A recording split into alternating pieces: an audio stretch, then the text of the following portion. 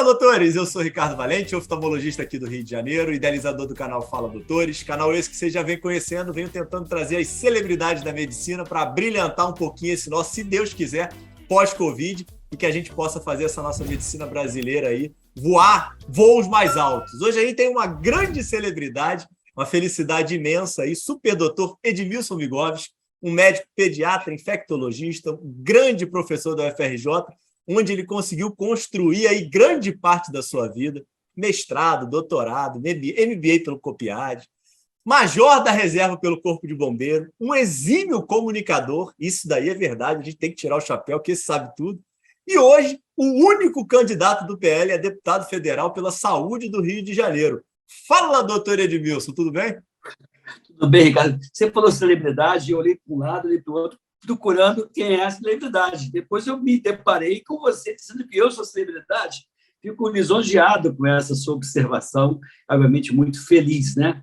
E tem outro detalhe que pouca gente sabe, eu sou, por proficiência, jornalista também, né? Então, tenho essas brincadeiras, porque antigamente as pessoas ficavam dizendo você comunica, e eu falava mal de jornalistas, e as pessoas falavam assim, você não sabe o que é ser. Eu falei, eu sou jornalista também. Então, assim, isso é interessante, porque você sai cutucando, né? Eu sou muito médico e muito jornalista, ao passo que algumas pessoas se aventuram a ser médico sem ter sido formado ou graduado em medicina, né? Porque de uma hora para outra, uma determinada emissora fez com que todo mundo se tornasse especialista, infectologista, e que isso veio confundir um pouco a população, né? Porque a população, às vezes, via um epidemiologista achando que é médico, via um microbiologista achava que é médico.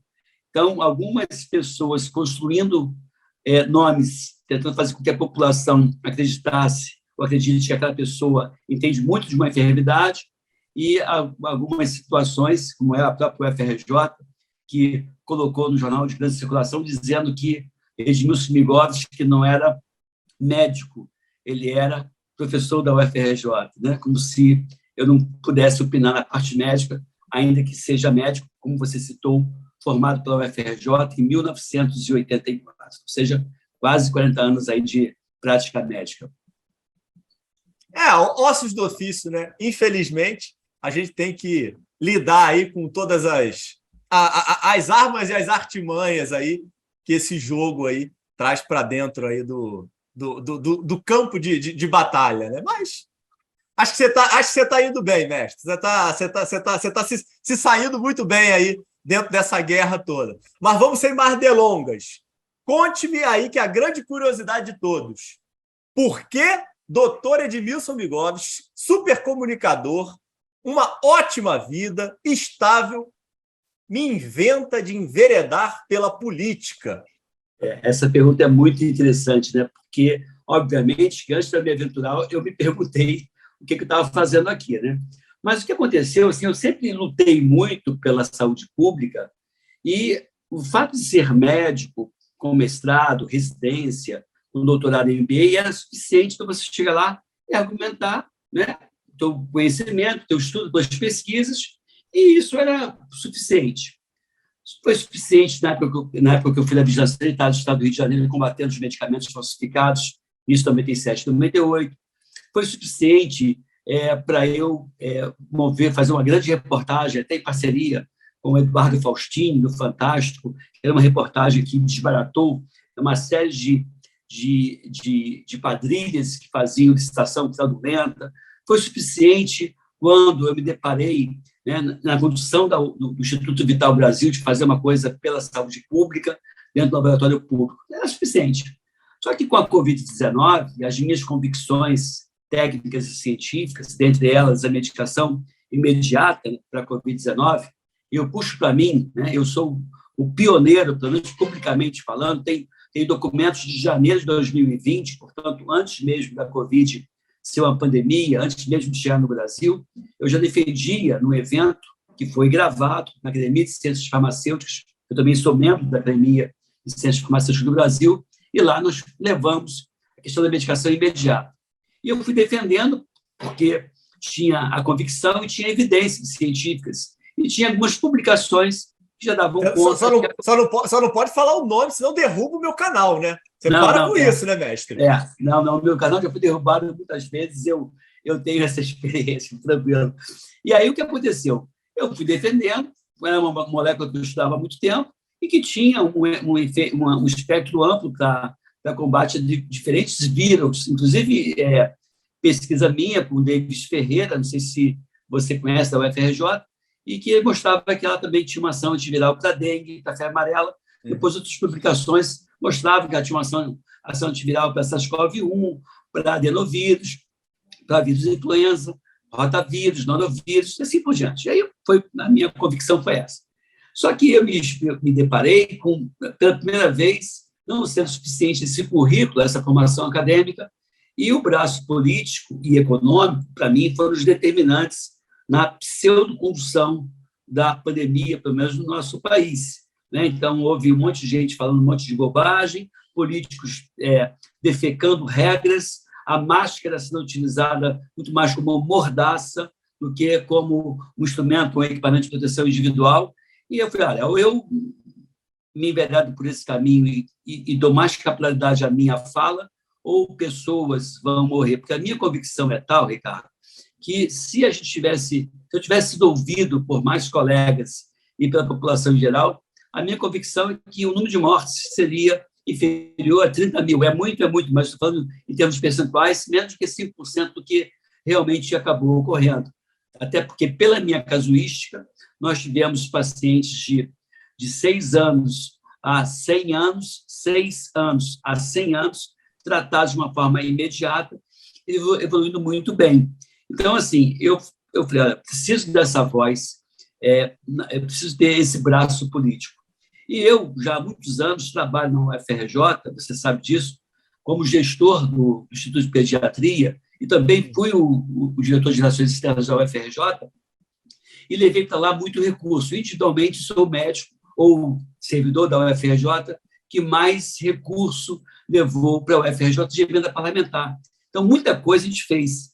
E o último agora, a gente fez o Laboratório de Inovação em Saúde Pública, e esse laboratório que vai fazer o teste do pezinho para o Rio todo, e mais outros exames da dengue, zika, chikungunya, é um equipamento muito bom, moderno, e esse equipamento, essa estrutura desse laboratório, que funciona na BioRio, num prédio que a gente herdou, o prédio estava lá, a gente reformou o prédio todo, e essa estrutura custou 3,5 milhões.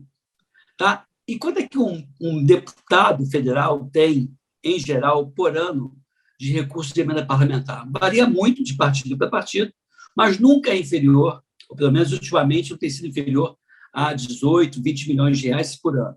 Então, se com 3,5 milhões eu resolvi o problema do teste do pezinho, só estamos aguardando agora o ok da prefeitura para poder funcionar, mas do ponto de vista de equipamento, pessoal está estruturado. Imagina eu com 20 milhões por ano, 20, 22, 25 milhões, o que eu não vou entregar para a saúde pública. Então, o que fez com que eu decidisse foi não só esse braço, esse olhar político e com possibilidade de legislar, mas também de executar, que é uma coisa que eu gosto muito, e ter 20, 25 milhões para você executar de uma forma aberta, transparente, e você colocar esse recurso onde você quer, onde você que tem bom senso, inteligência e conhecimento, vai resolver um monte de problemas de saúde pública do Estado do Rio de Janeiro. É muito dinheiro e pouco dinheiro ao mesmo tempo. Né? Você vê, o Instituto de Pediatria vive com 8 milhões de reais por ano de verba de custeio. Então, 20 milhões é muito dinheiro. E a minha promessa aqui é executar esse benefício de uma forma muito legal e entregar para a população do Rio de Janeiro vários projetos que eu julgo como extremamente relevantes. Então, foi por isso que eu vim deputado federal pelo PL. E por que eu escolhi PL? Porque é o único partido que eu podia escolher ou falar abertamente a minha resistência em relação aos inoculantes, eu não vou falar para o teu canal não cair, e a minha defesa em relação a determinadas moléculas que são seguras, eficazes e muito baratas, né? Porque são medicamentos que não têm patente. Ah, maravilha. E aí, desconfigurando essa história toda, vamos para o início. Da onde que o doutor Edmilson Migovski sai Como é que é a origem aí, como é que é a infância aí desse super professor aí, desse super médico aí, que vem ajudando tanta gente? Em resumo, né, até porque 40 anos de formado quase, não dá para falar em detalhes. Mas eu fiz meu ensino primário, na época, numa escola pública chamada Ramis Galvão, ali em Realengo. Aí é uma mistura de Realengo, Sulacap, Capelinha. Eu conheço bem aquela região, mas fica como se fosse um ponto de interseção. O que você quiser chamar aquilo ali, se chama de Jardim Novo, se localiza bem. E aí depois fui fazer o ginásio, na época. E como é que era a família de Milson? Meu pai morreu ano passado, Irmãos? médico. Não, eu tenho um irmão médico também. Meu pai morreu ano passado, morreu de Covid, não, morreu de idade mesmo, respirou. E tem uma mãe viva, de 84 anos de idade. Meu pai não fez nível superior depois de uma certa idade. Minha mãe tem ensino médio, ensino só elementar. Uma mãe muito cuidadosa. E eu tenho um irmão só. O meu irmão também fez medicina, também pela UFRJ. Mais novo ou mais velho? Mais velho. Da cardiologia, do HU, até hoje está aí no Hospital Universitário, tem um filho, chama-se Edson Migoff, chamam de Edinho, carinhosamente. O meu irmão, então, é mais velho que eu, um ano e pouquinho, formou antes de mim pela UFRJ. Aí, no ginásio, eu fui para o Abraão Jabuca, uma escola pública. Depois, eu fiz prova para um colégio do Grupo Baiense, e era o primeiro ano do colégio, chamado Colégio Pentágono. E o Pentágono só abriu uma vez o concurso da Bolsa. E eu fiz o concurso e fiquei com 100% de bolsa. Então, eu estudei 3 anos de Pentágono sem pagar nada. Eu tinha bolsa de 100%, bolsa integral. E aí, no final do 3º ano do ensino médio, fui fazer medicina, eu optei pela UFRJ, que... Influência do teu irmão? Não foi não. Eu queria ser médico desde sempre, desde pequeno. E nós dois queríamos ser médicos. Falávamos que a gente quer ser... Também já numa época, né, o Ricardo, só engenharia... As escolhas eram curtas, exato. Ou direito, não tinha muita coisa, né? Mas, assim, eu acho que eu gosto muito da medicina, eu gosto muito da pediatria, eu gosto muito da prevenção. E dentro da medicina, eu fiz na UFRJ, como te falei, fiz a residência em pediatria na UFRJ, mestrado em pediatria na UFRJ, doutorado em doenças infecciosas e MBA em gestão, tudo pela UFRJ.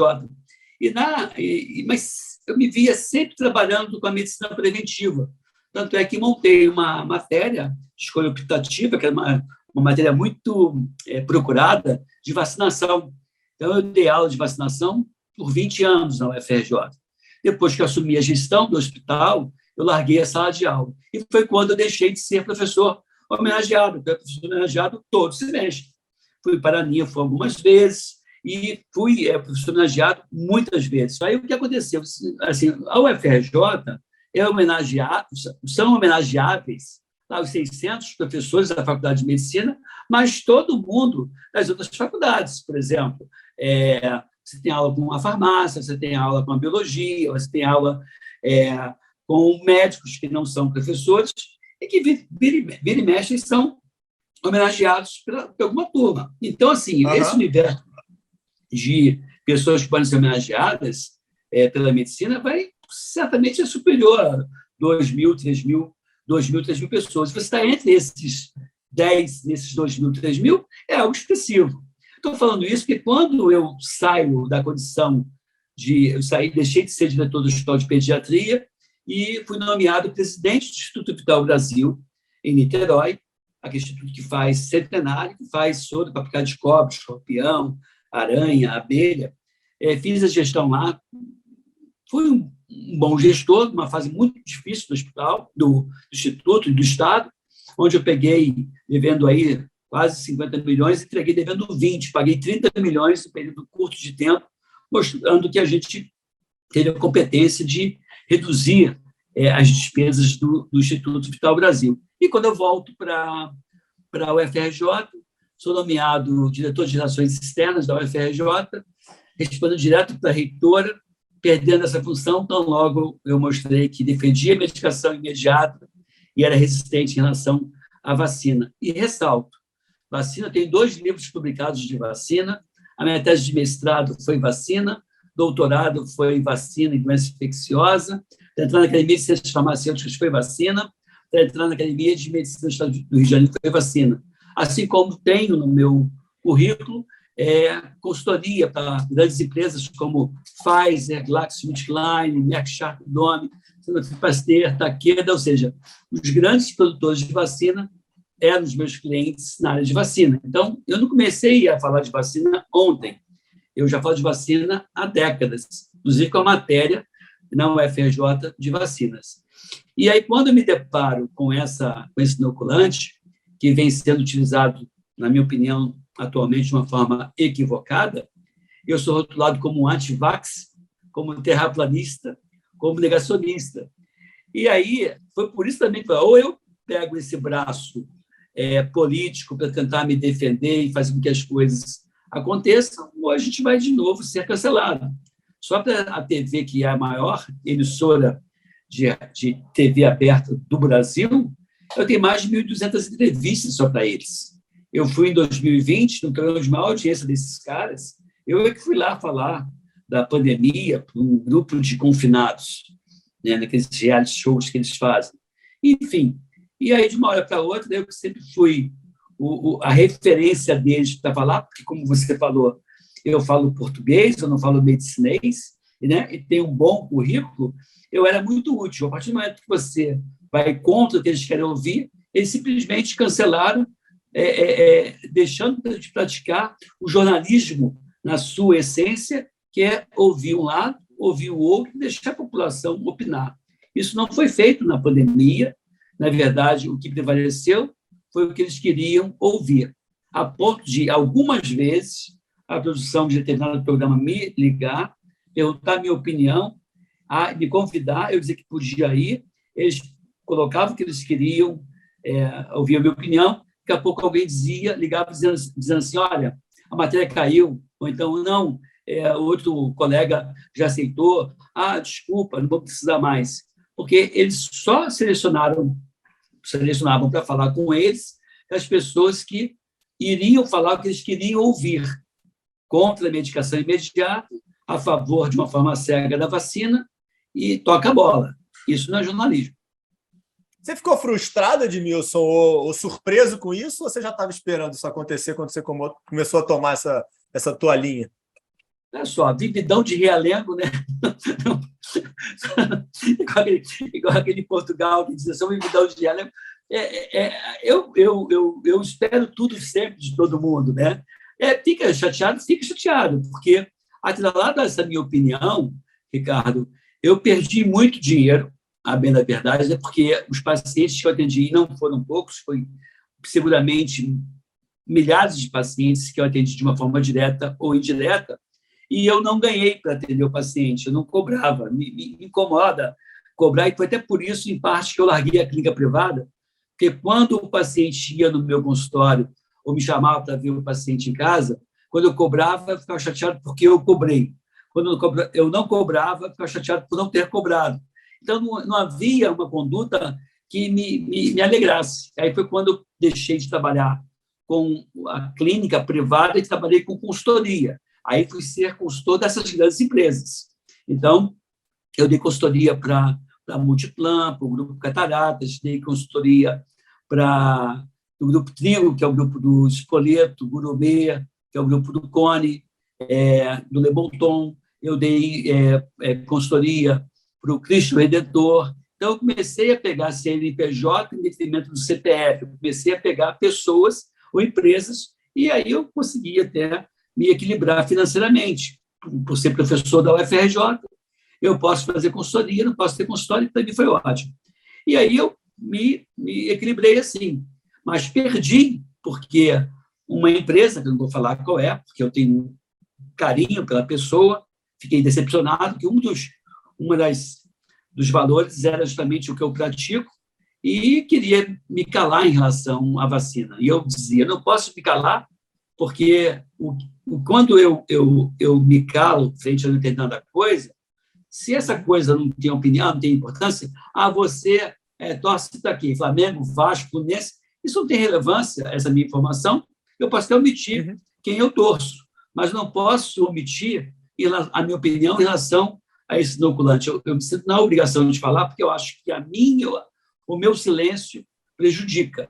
E aí eu não conseguiria chegar em casa e dormir. Então, eu preferi perder dinheiro, e não foi pouco, a perder o sono, a dignidade, os meus princípios. Eu sempre falava que eu gosto dos meus princípios, do meu jeito de ser, dos meus valores, não das minhas ideias. Eu topo mudar de ideia, não topo trocar os meus valores.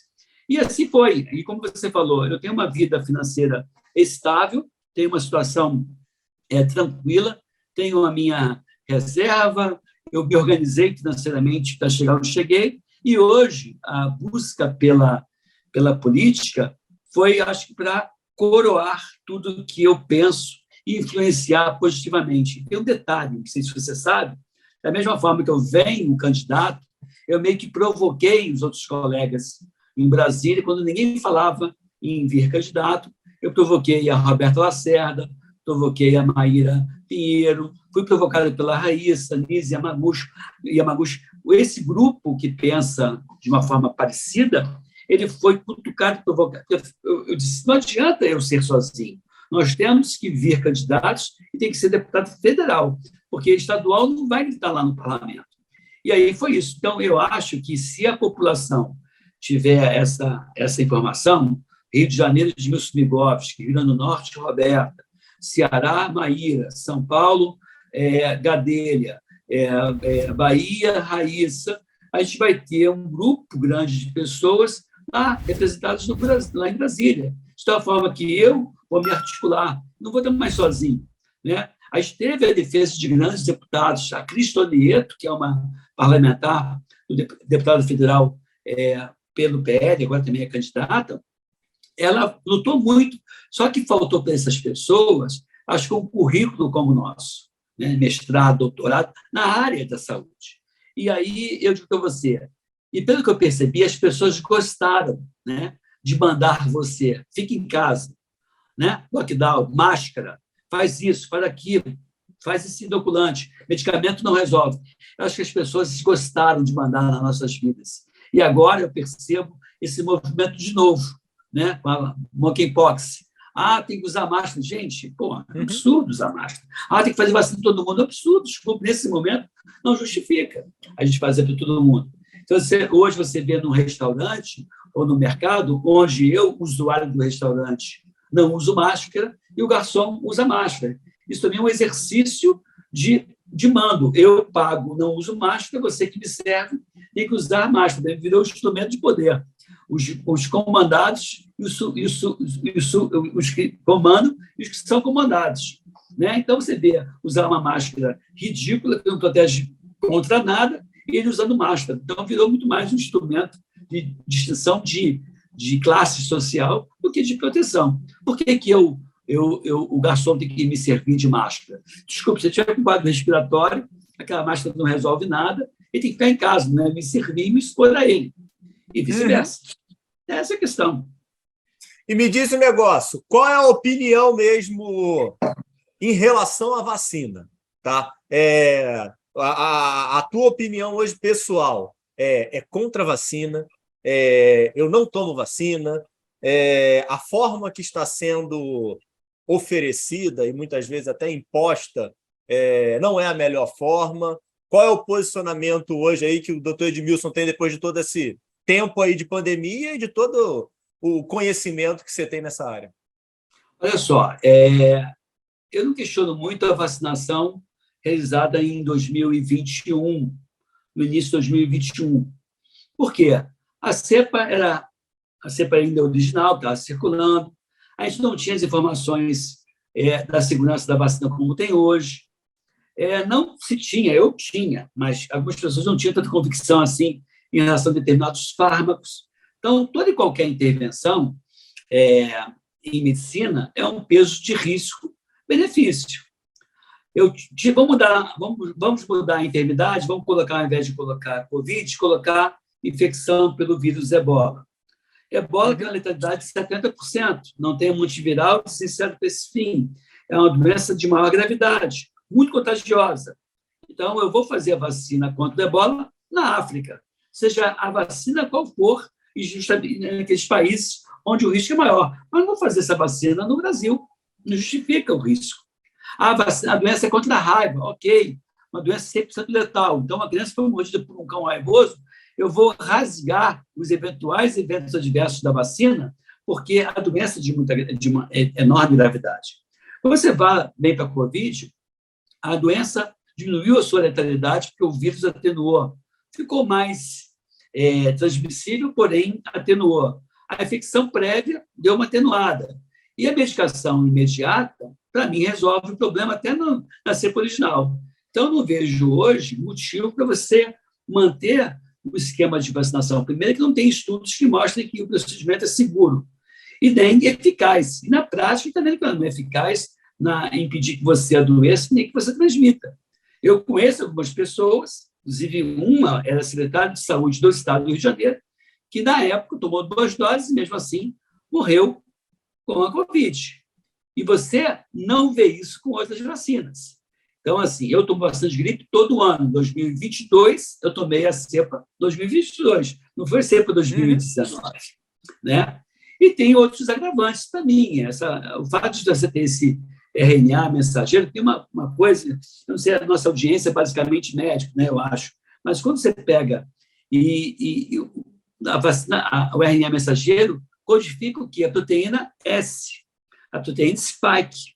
E essa proteína, ela é, por si só, tóxica. É diferente de usar uma vacina que expresse, por exemplo, a hemaglutinina do vírus influenza, que, a princípio, a hemaglutinina tem o único papel, pensando de uma forma simples, de fazer com que o vírus entre na célula. Não é ele que faz nenhuma outra importância fisiopatológica. A proteína, a hemaglutinina não é tóxica. Já a proteína S é tóxica, por si só, a desencadeia a doença.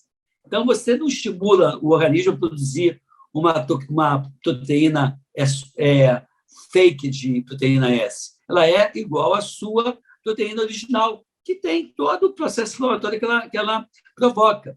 Então, acho que tem vários problemas nessa vacina de segurança, eficácia, diante de uma doença que hoje, né, comprovadamente, tem medicamentos que você pode fazer de forma imediata para minimizar isso, além de você provocar, obviamente, toda uma mudança de estilo de vida, né? Comer bem, dormir bem, atividade física, manter a vitamina D, vitamina C, zinco, essas coisas que vão dar um arcabouço para você ter uma boa resposta imune. Quando as pessoas decretaram o lockdown, cara, você teve prejuízo de todos os pilares da medicina do estilo de vida, que são 6, segundo Harvard, em 2004, eles falavam isso, que é dormir bem. Lockdown, não tem como dormir bem. Comer bem, atividade física, bons relacionamentos, gerenciar estresse e não abusar de drogas ilícitas ou ilícitas. Na época da pandemia, todo mundo dentro de casa, isso tudo ficou comprometido. Né? Então, assim, você vê que a partir do momento que você permite que a criançada volte para o sol, faça outras vacinas, você começa a ter uma condição imune diferente. E a Covid-19 diminui bastante a sua agressividade, quer porque o vírus mudou, atenuou, quer porque as pessoas estão mais imunocompetentes. E tem um outro detalhe.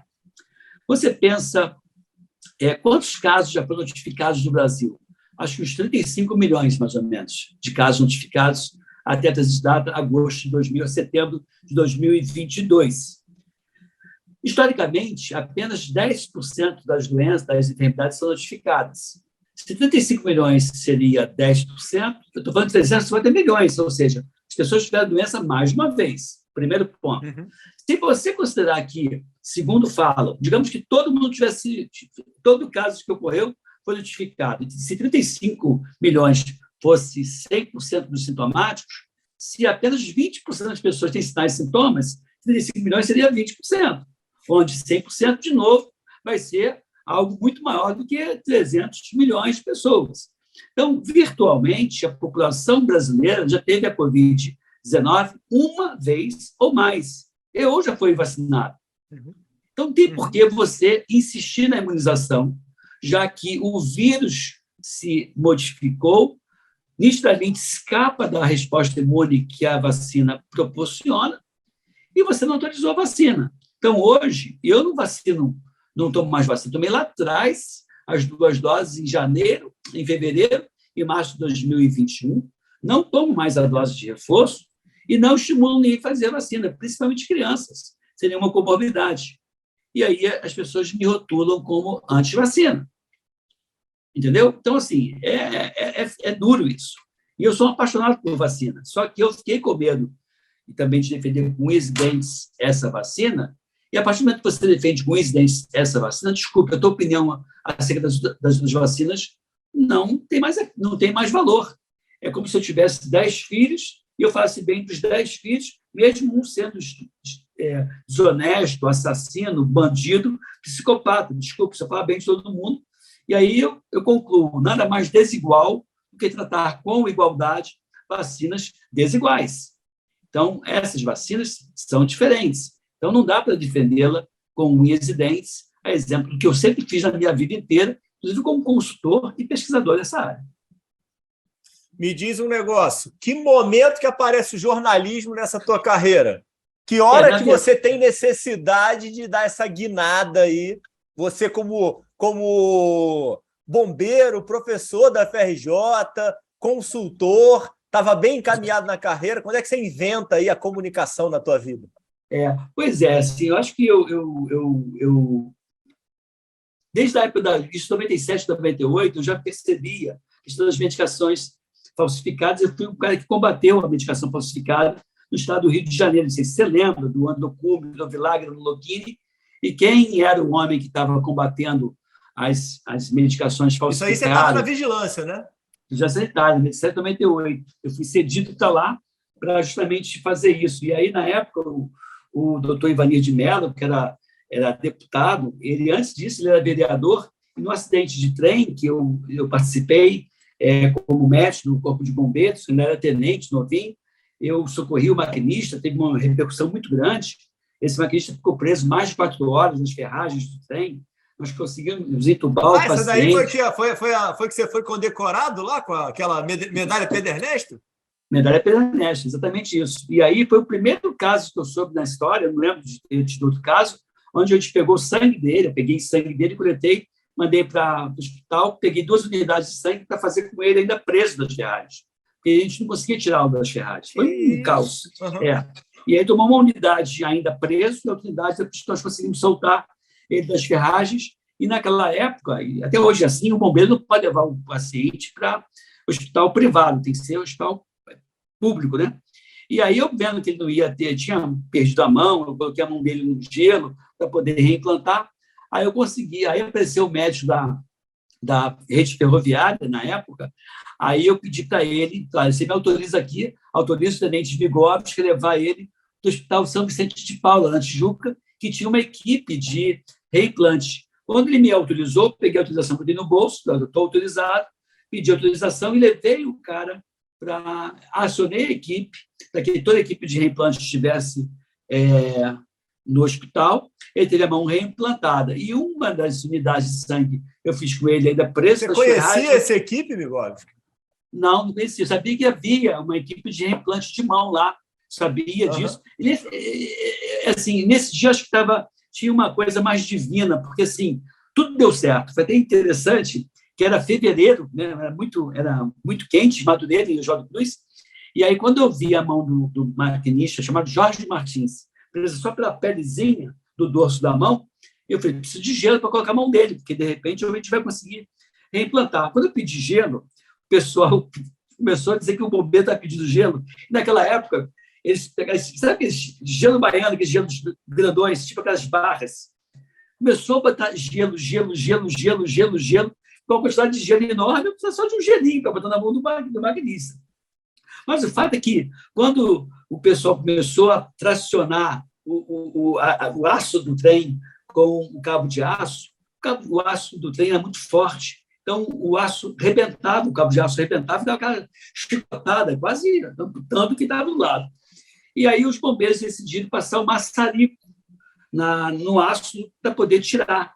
E o maçarico na chapa quente, imagina, e começou a esquentar. Aí a gente teve a ideia de ir colocando gelo, que o gelo ia derretendo na chapa e ia meio que dando uma segurada no calor intenso. E o maquinista teve a sua mão reimplantado. E esse cara, esse vereador, Ivanildo de Mello, que era médico, pediatra, depois ele é nomeado, ele passa a ser deputado estadual e é nomeado secretário de saúde. Eu já era major e me chama e fala assim, Migovski, vai para a vigilância sanitária, haja com bom senso, dentro da lei, e faça o que tiver que fazer. Então, pela primeira vez, eu fui empoderado por ele de poder fazer o que eu queria, o que era correto. Ele não fazia nenhum tipo de intervenção no meu trabalho, deixava fazer tudo, e foi um momento muito interessante em termos de realização no Estado do Rio de Janeiro, onde nós fizemos com que o crime de falsificação de medicamento fosse um crime hediondo, se formou a delegacia contra crimes de saúde pública, e assim foi.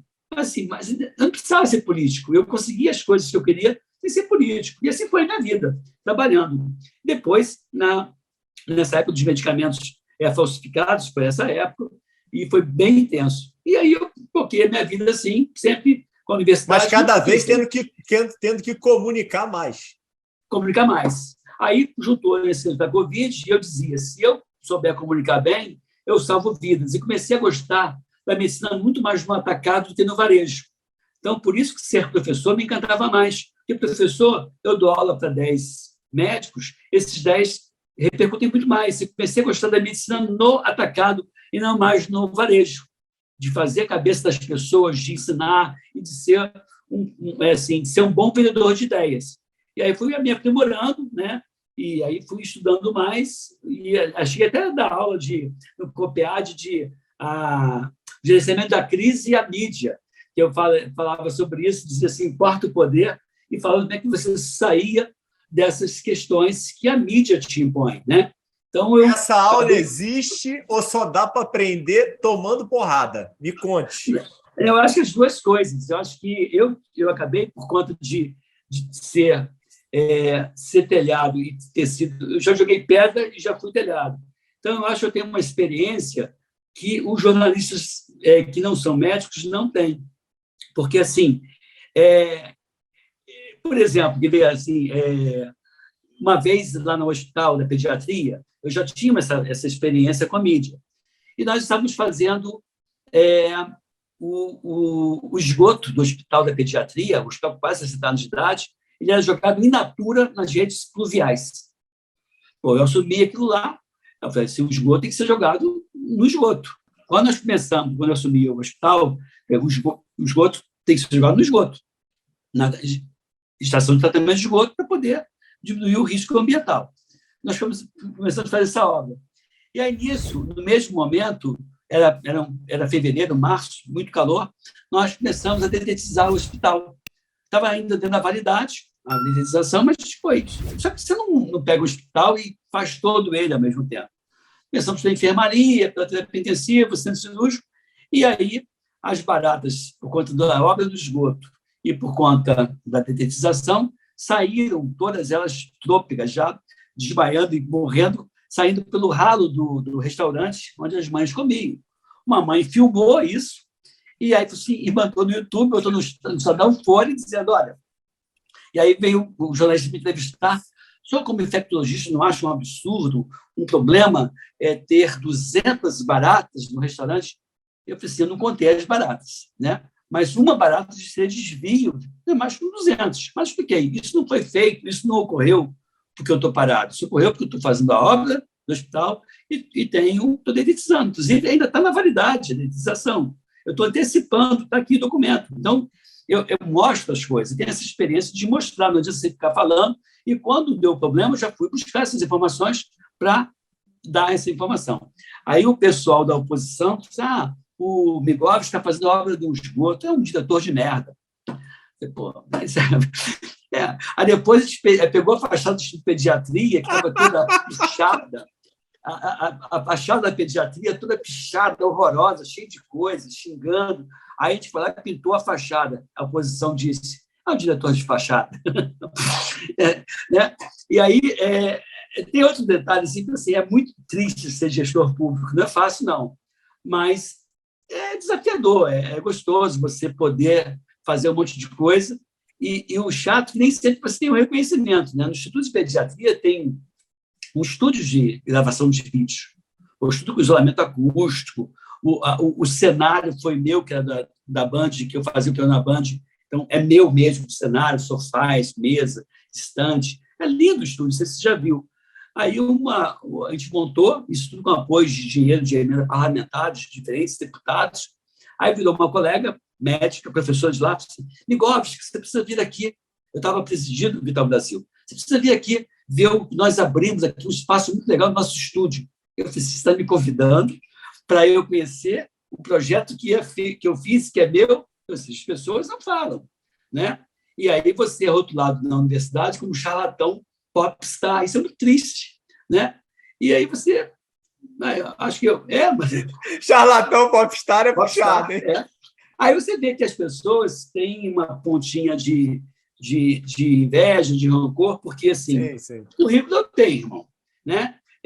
Eu acho que o fato de ter sido nascido e criado em Realengo, vividão de Realengo, e não ter uma tradição na família, na área de medicina. Meu irmão foi o primeiro médico, eu fui o segundo, né? Depois disso, meu irmão formou a filha dele em medicina na UFRJ, eu formei o meu filho em medicina na UFRJ, tem outros primos também da UFRJ. Pô, o João tá arrasando no canal, hein, Edmilson? Esqueci disso, hein, cara? O João tá lá. Cara, tá arrebentando, cara. E o João seguiu um caminho um pouco diferente, mais de empreendedorismo. Também hoje você tem essas opções que nós não tínhamos quando eu fiz medicina, também tinha só, basicamente, pediatria, clínica, ginecologia e cirurgia, não tinha essa gama enorme de especialidades, né? Radiointensivista, tem várias especialidades hoje que você não tinha no passado. Enfim, a medicina mudou muito e ele enveredou pela questão mais de empreendedorismo, né? E que está indo bem, acho que vai se dar bem. Não, tá indo bem pra caramba. E na parte de comunicação, esse teu MBA aí foi muito válido, hein? Tem muito aluno aí atrás aí querendo fazer esse MBA do João aí. Pode abrir as vagas aí que vai ser sucesso, hein? E com certeza. E até você que entrevista esses médicos que seguem carreiras diferentes, o João é um cara bom para você entrevistar depois, porque ele o João já está convidado, pô. Uma honra. Ele seguiu um caminho totalmente alternativo. Totalmente. Eu acho legal a forma como ele está conduzindo a vida dele. Não, maravilhoso. Não, com certeza. Me diz um negócio, mestre. Planejamento estratégico aí para os próximos 5 anos. Eleito agora em outubro de 2022. Começa o trabalho em janeiro de 2023. Na verdade... E aí, como é que vão ser esses 5 anos aí? Olha só, Ricardo, eu acho que assim, eu quero apoiar alguns projetos que já existem, né? Assim, eu tenho algumas coisas legais, tanto via o UFRJ, quanto outras universidades e projetos que já existam, né? Existem muitos projetos, e assim, a medicina do estilo de vida, que eu falei para você, que são esses 6 pilares, segundo Harvard, e mais 4 pilares, segundo o Instituto Prevenir a Saúde, que é um instituto que eu fundei em 2005, que defende, além dos 6 originais, defende a saúde oral, a vacinação e a higiene pessoal para a prevenção de doenças infecciosas, a autoestima e também a preservação dos sentidos. Por exemplo, como você é oftalmologista, o que você pode me indicar para eu continuar enxergando muito bem? Claro, vai ter presbiopia, mas o que você pode me indicar? Não, você vai usar óculos assim, não vai usar óculos falsificados, não vai ficar abusando de colírios, você pode... você tem história de glaucoma na família, esse tipo de glaucoma é hereditário, de tanto tempo você vai fazer a pressão intraocular. Então, essas dicas de prevenção também compõem esse pilar, porque eu queria que as pessoas vivessem muitos anos com mais saúde.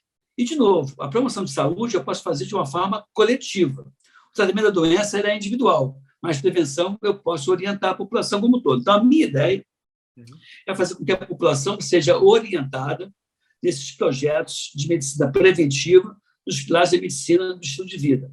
Então, eu desenvolvi um projeto da UFRJ, junto com a Secretaria de Educação, por exemplo, do Estado do Rio de Janeiro, que é trabalhar com prevenção dessas crianças, orientar essas crianças a comer bem, orientar sobre DST, orientar sobre sentidos, orientar tudo acerca de medicina preventiva, porque uma população melhor educada, ela adoece menos. E aí, justamente isso que eu quero fazer. Para cada então, o meu foco vai ser muito em cima da medicina preventiva e um dos desejos é transformar o Ministério da Saúde em Ministério da Saúde mesmo, né? Hoje você tem 80% do recurso do Ministério da Saúde para tentar minimizar as doenças ou diminuir sequelas, mas não para evitar as doenças. Então, eu queria muito que a população brasileira, que tipicamente fica metade da sua vida destruindo a sua saúde, e a outra metade tentando recuperar, e nem sempre recupera, tenta trabalhar na prevenção. Então, você vê que pessoas melhor alimentadas, não estou dizendo comendo muito, não, mas comendo de forma mais saudável, dormindo de uma forma mais saudável, né, adoece menos. Você pega uma pessoa que tem um colesterol tocado, uma pressão arterial de 150 por 110, 120, se esse cara reduzir peso, fazer atividade física, dormir melhor, ele provavelmente não vai precisar de medicamento para pressão, porque ele vai ter a sua vida mais estabilizada com mudança de hábito de vida. Isso ninguém fala, né? Os médicos não têm essa formação. Não sei se você concorda comigo, mas a gente percebe que a medicina preventiva é algo não muito valorizado nas faculdades como um todo, infelizmente. A gente vive muito de tratar a doença, né, mestre? Então, acaba que quanto mais você gera prevenção, menos trabalho você gera hoje para a classe médica, né? Eu sou totalmente adepto aí à tese lá do Porter de Harvard, de VBHC, de valor em saúde, né? Que é a gente conseguir mensurar desfecho, mensurar resultado e apresentar isso tudo para a população escolher os melhores profissionais e muitas vezes os profissionais que trazem o menor número de doenças. Mas aí você vê o seguinte, quem é que patrocina os congressos? A indústria farmacêutica, que tem interesse em vender medicamento. Então, assim, a gente é o tempo todo, infelizmente, manipulado. E acho que a Covid-19 foi um exemplo, né, muito claro. Quando medicamentos que foram reposicionados não tiveram espaço, medicamentos muito baratos e medicamentos sem patente, por quê? Porque se você tem um medicamento que não tem patente, que é barato, e você diz que pode ser utilizado no Covid-19, perde, né, a chance de você licenciar em caráter emergencial vacinas, por exemplo. Então, nós o tempo todo fomos manipulados. Eu acho que o que aconteceu com a Covid-19, onde as pessoas puseram a gente dentro de casa, sem pegar sol, sem atividade física, no estresse, comprometeu de uma forma muito impactante a medicina do estilo de vida que, em última análise, vai levar a uma imunodeficiência daquelas pessoas. Então, isso, para mim, foi muito gritante. E aí, ou a gente pega e reassume isso e orienta, e não vai ser no adulto, isso tem que ser feito na escola pública, e tem recurso para isso, basta você orientar, e você vai ver que as pessoas vão adoecer bem menos, né? Estimular o aleitamento materno, estimular que a gravidez não ocorra de imediato.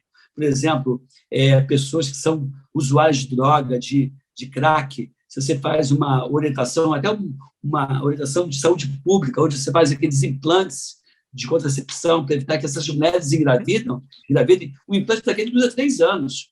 Em 3 anos, ela já se curou ou ela morreu, infelizmente, mas não procriou, não teve filho, uma situação de calamidade pública que seria um filho hoje de uma... Não estou estimulando o aborto, não, tá? Pelo amor de Deus. Estou querendo evitar que essas mulheres engravidem, né, de uma forma segura. E aí, até porque, imagina um bebezinho no meio de uma Cracolândia, é complicado. Você acaba tendo essas graves sequelas, e aí a perpetuação da tristeza e da sociopatia. Me faz lembrar aquela música do Chico Buarque, que chama Meu Guri, que diz assim: quando nasceu meu rebento, não era o momento dele rebentar. Já foi nascendo com cara de fome, eu não tinha nem nome para lhe dar. Então, essa música diz dizer, nasceu meu rebento, não é o momento de rebentar, nasceu prematuro. Nasceu com cara de fome, com desnutrição intrauterina.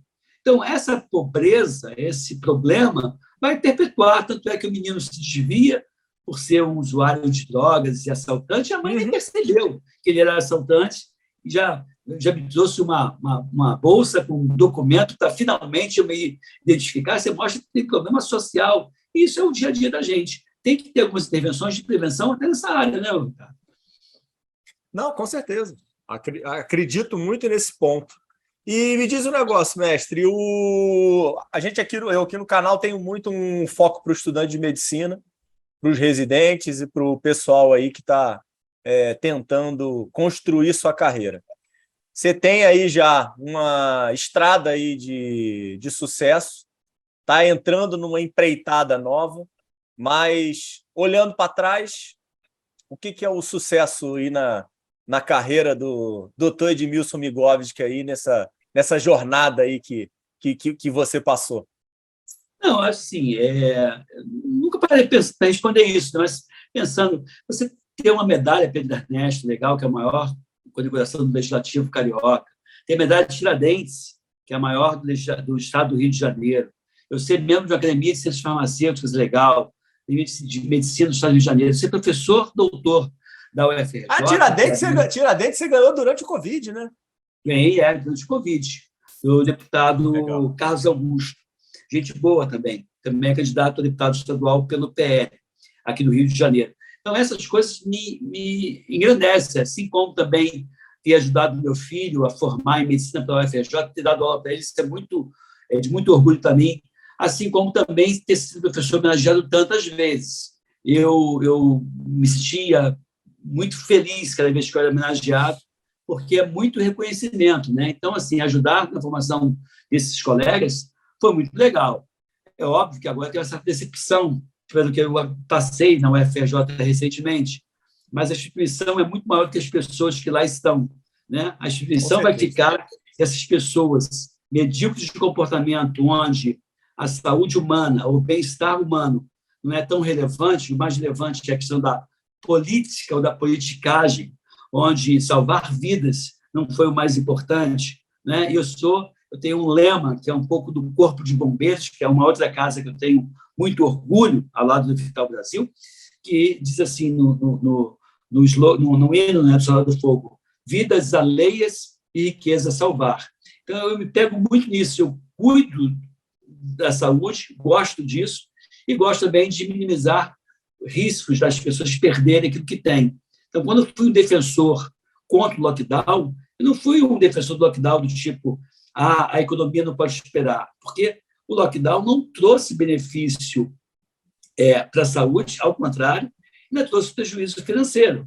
Ou seja, tudo de ruim foi imputado ao lockdown, ainda que ele tivesse sido vendido como sendo uma coisa necessária na época. Eu defendi o lockdown nas primeiras 2 semanas, até que eu tivesse uma estrutura no hospital de campanha, que houve um monte de atraso, que tivesse essas coisas. Aí as pessoas se roubaram, inclusive o secretário de Saúde do Estado do Rio de Janeiro foi preso em função de desvio de verba, assim como outras pessoas perderam suas condições por conta do roubo. Se isso não tivesse ocorrido, a gente teria tido uma situação melhor. Então, a gente percebe justamente isso. Aí gosto do meu jeito de ser, de ter a coragem, a ousadia de falar o que pensa, mesmo que esteja errado. Se eu estiver errado, eu vou ter a humildade de voltar aqui no teu canal e falar: pô, Ricardo, eu queria voltar atrás em relação ao determinado ponto. Zero problema, zero. O que eu falei para você? Eu não tenho amor pelas minhas ideias, eu tenho amor e paixão pelos meus princípios. Ideia eu mudo de acordo com as novas evidências. É assim que é a ciência, né? Você vai mudando de ideia de acordo com um momento e de acordo com as evidências que você tem. Só que, nesse momento, o que o pessoal fez foi rasgar os fatos e dados. Eu sempre aprendi que, contra fatos e dados, não tem argumento. Mas se as pessoas insistem em dizer que a medicação não funciona, a gente tem evidências mais do que óbvias de que realmente funciona. Maravilha, professor Edmilson. Olha aqui, esse episódio aqui está saindo, então, no início de setembro, campanha a todo vapor, tá? Até 2 de outubro aí. Espero que tenhamos uma grande representatividade aí, que eu acho que a gente precisa de pessoas competentes, sinceras, verdadeiras, que estão querendo fazer a diferença aí para o nosso país. Já estou aí, sabe que publicamente aqui estou deixando meu apoio aí para a sua campanha. 22, 24, tá? Então estou aqui. O número inesquecível. João está publicamente convidado para participar do Fala Doutores, tá? Então vou mandar depois o WhatsApp para ele. E faço tuas considerações finais. Muito, muito, muito obrigado aí pelo tempo, pela disponibilidade aí de dividir um pouquinho da tua história com a gente. Eu que agradeço, doutor Valente, Ricardo Valente, é um prazer enorme. Agradeço você publicamente ao apoio à vaquinha virtual. Nos dias atuais, ter esse tipo de apoio me é muito caro pela tua disponibilidade de apoiar publicamente a gente, no sentido de ser que vota, mas também ter apoiado financeiramente a nossa campanha, até porque a gente não tem recurso. Isso vai ser muito bem utilizado. Eu digo para você, eu vou honrar o seu voto, né? E de todas as pessoas que me apoiaram. Eu vou fazer o melhor e tenho a convicção de que eu vou fazer muito mais daqui para frente do que o que eu fiz daqui para trás. Porque você, como uma candidato de deputado federal, dá para fazer um monte de coisa.